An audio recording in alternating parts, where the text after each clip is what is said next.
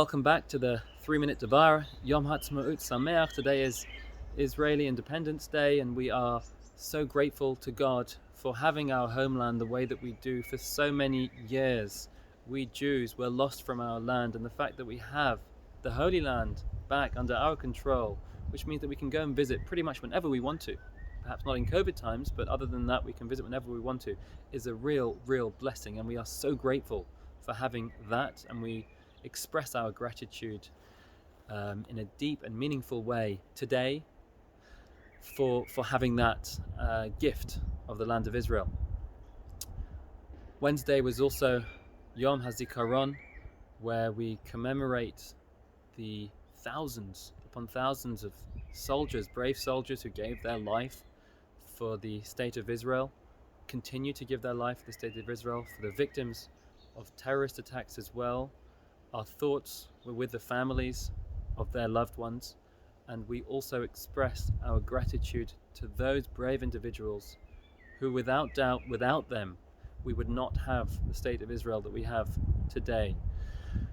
This week's portion is Tazria-Metzora. Tazria-Metzora really speaks about negative speech. It talks about sarat, which is commonly mistranslated as leprosy, but it's an affliction that one would find on themselves when they would gossip about people. Now, I wanted to point out that Lashon Hara isn't just speaking negatively about people, it's speaking negatively in general.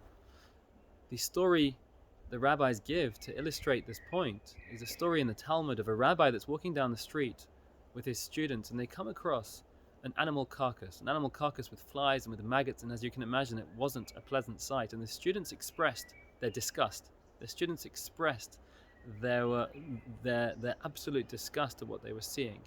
And the rabbi turned to his students and he said, "Don't speak like that. Look how beautiful and white its teeth are."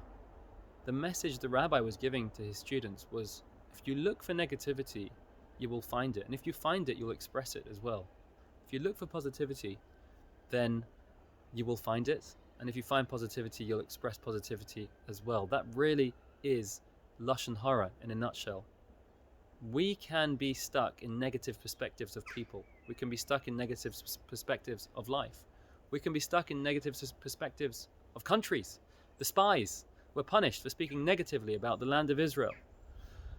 Lashon Hara is us being in a negative mode, and when we are in a negative mode, we will find negativity and express it as well. And that's the problem with Lashon Hara, not the harm we cause others, which of course is terrible too. But Lashon Hara really is the harm we cause to ourselves by living in negativity, by living in that terrible state of negativity. The one that loses out the most is us.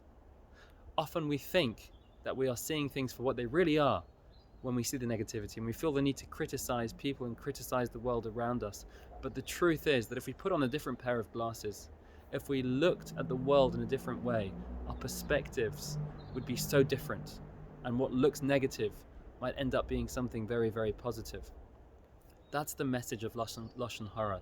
Don't go down the negativity route. Look for the positivity. Express positivity, not in a delusional way, not in a way where you have to trick yourself, but in a real way. Because when we look for the good, we will find the good, and if we look for the bad, we will find the bad. Wishing you a Shabbat Shalom, and hope you continue to enjoy the weather.